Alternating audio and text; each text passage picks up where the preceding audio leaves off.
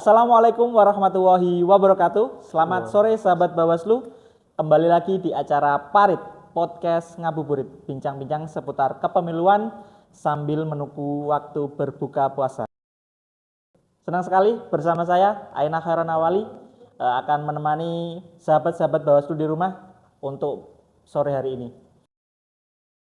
Tema pada sore hari ini yaitu peran penting humas di masa non-tahapan. Episode pada sore hari ini membahas tentang peran penting humas di masa non-tahapan.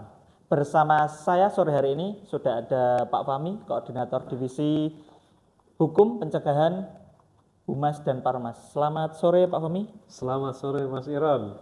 Bagaimana Pak puasanya? Puasanya, kalau puasanya lapar ya dan Lapar. haus. Haus ya Pak. Tapi masih kuatan Pak?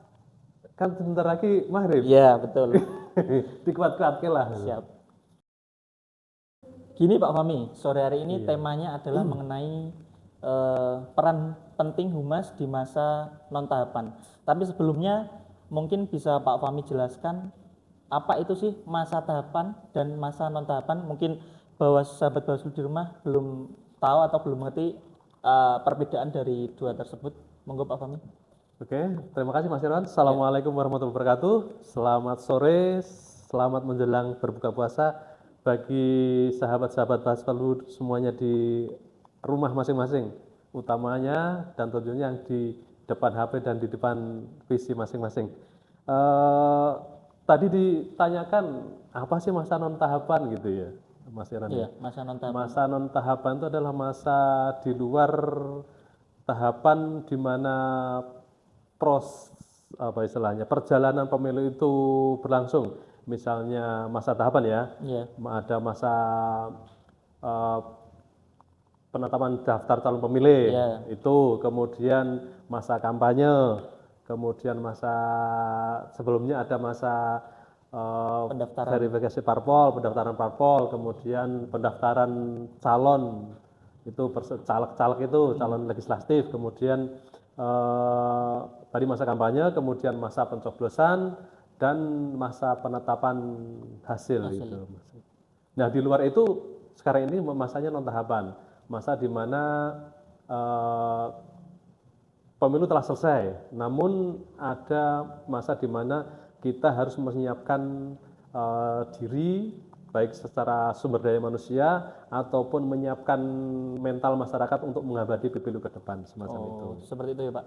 Kalau melihat di dulu kan di tahun 2025 awal tahun kan sudah masih masa tahapan ya Pak. Januari sampai Maret kan tahapan pemilu pilkada kan masih. Setelahnya kan sudah memasuki masa non tahapan. Kegiatan seperti apa sih yang sudah dilakukan Bawaslu pada masa non tahapan pada tahun 2025 kemarin? Masa tahapan apa non tahapan. Kan setelah bulan Maret kan sudah nggak ada tahapan pilkada nih Pak.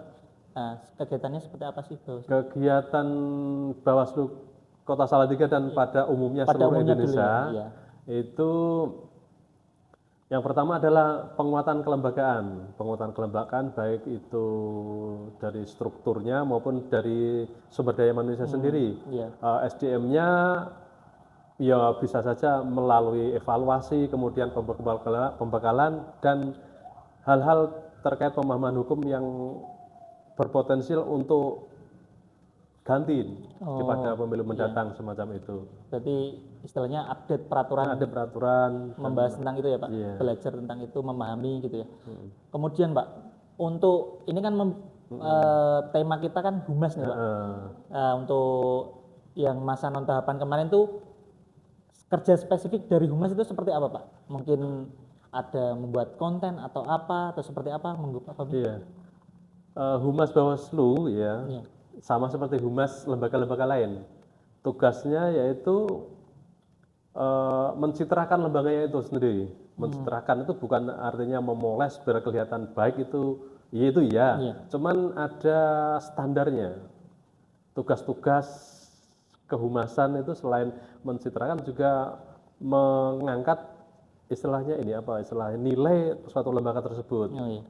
Isinya tidak hanya memoles dan mempublikasikan saja, tapi benar-benar itu di upgrade semacam itu.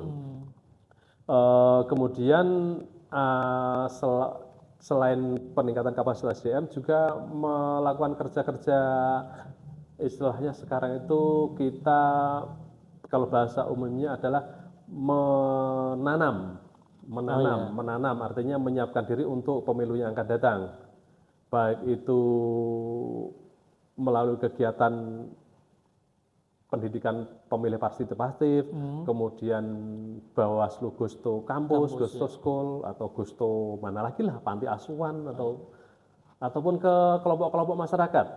Jadi setelah itu juga kita lakukan kerja-kerja kehumasan. Kita kan sudah terjun ke masyarakat, terjun ke sekolah-sekolah, mengadakan pendidikan politik bagi kelompok-kelompok tertentu, misalnya kelompok difabel dan lain-lainnya. Itu kita sajikan ke masyarakat, baik itu di dalam pemberitaan, di website, ataupun di media sosial yang kita miliki, seperti Instagram, Facebook, kemudian ada X, kemudian ada apa YouTube. lagi? YouTube, ya, ada YouTube juga. TikTok, Pak. Kalau baru-barusannya TikTok ya yang paling. Jadi begitu ya Pak. Untuk selanjutnya nih, kan setelah melakukan kegiatan-kegiatan ini kan diposting, dibuat berita di media sosial Bawaslu. Ada aturannya sendiri ya terkait dengan masa penayangan, apa ketika kegiatan dilakukan pagi, sore harus tayang, atau boleh nanti 1 minggu ke depan baru tayang, atau bagaimana Pak? Harapannya itu secepat mungkin. Kegiatan-kegiatan yang urgen, yang masyarakat membutuhkan waktu, istilahnya ingin tahu apa sih ngapain Bawaslu hari ini, itu tetap harian tetap harus kita buat. Harian kita buat, kita tayangkan. Dan ada juga yang kita istilahnya bahasanya nyelengi kegiatan. Di Sabtu Minggu itu kan kita tidak bekerja, walaupun fungsi pengawasan tetap ya. Tapi kita buat konten-konten yang istilahnya itu tidak basi. Kayak terkait ini apa pemahaman hukum atau sosialisasi kegiatan-kegiatan Bawaslu yang itu bisa disajikan secara panjang itu masanya. Baik Pak. Jadi kegiatan yang dilakukan Bawaslu itu harapannya itu secepat mungkin bisa dipublikasikan ya Pak. Tantangannya nih, ini kan masa non tahapan ini kan masyarakat kan gini, tidak terlalu tertarik lah mungkin dengan media sosialnya Bawaslu ini Pak. Mungkin exposure-nya nggak seperti yang pas waktu pilkada ataupun waktu pemilu nih Pak.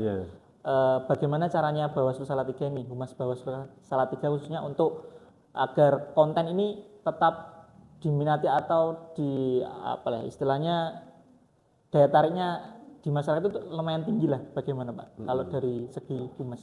Ya teman-teman Humas, para staf itu didorong untuk kreatif semacam itu. Didorong untuk kreatif. Ketika membuat konten itu mereka misalnya di TikTok misalnya gitu kan, di TikTok atau di IG dia mencari konten-konten yang akun-akun yang FYP gitu kan, yang sedang viral gitu kan. Mereka mengkolaborasikan dengan informasi yang kita miliki, baik itu lagunya ataupun teknik pengambilan gambarannya atau humor-humornya itu dimasukkan di sana, sehingga ketika masyarakat lihat tuh ternyata Humas Bawaslu juga bisa lucu juga ya, bisa apa istilahnya, bisa up to date juga, bisa mengikuti trennya juga, sehingga itu diharapkan informasi yang walaupun itu 1, 2, 3 itu tersampaikan di masyarakat, misalnya tata cara mencoblos ataupun hal-hal yang melanggar pemilu, hal-hal yang misalnya harus dilaksanakan oleh masyarakat untuk misalnya berpartisipasi dalam pengawasan pemilu, itu dimasukkan dalam konten tersebut, sehingga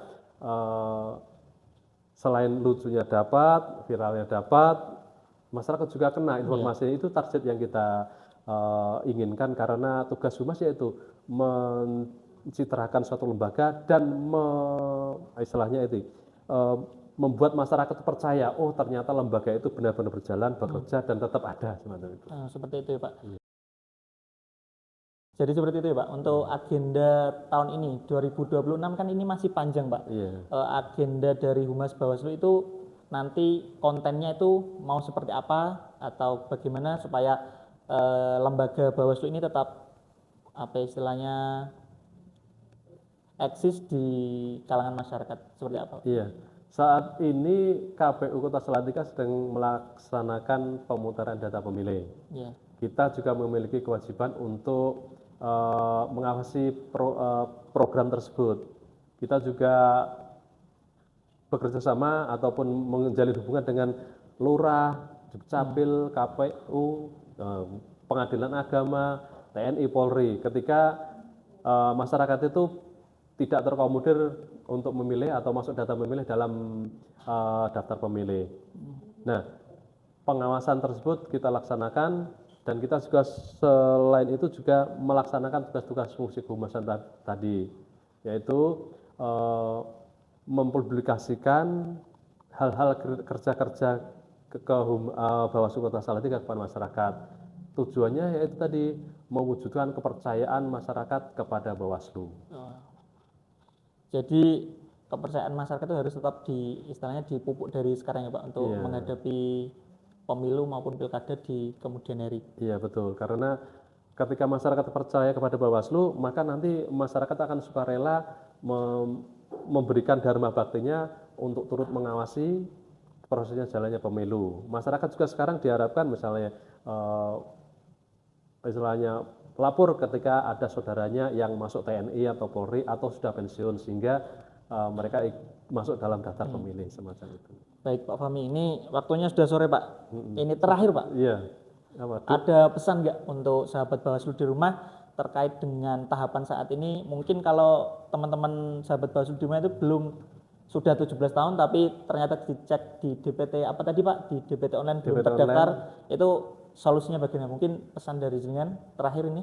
Ya, pesan kami dari Bawaslu Kota Salatiga bagi masyarakat yang memiliki anggota keluarga sudah berusia 17 tahun tapi dan sudah punya KTP misalnya, belum masuk daftar pemilih, maka cek aja di cek DPT online milik KPU, login, kemasukkan NIK, kemudian cek apakah sudah masuk atau belum. Kalau belum masuk bisa lapor ke Bawaslu Kota Salatiga ataupun ke KPU langsung. Dan misalnya juga ada anggota keluarga yang meninggal dunia ataupun menjadi TNI Polri, kemudian atau yang sudah pensiun dari TNI Polri juga melakukan hal yang sama, sehingga hak warga untuk dapat memilih itu tetap terlindungi dan terakomodir.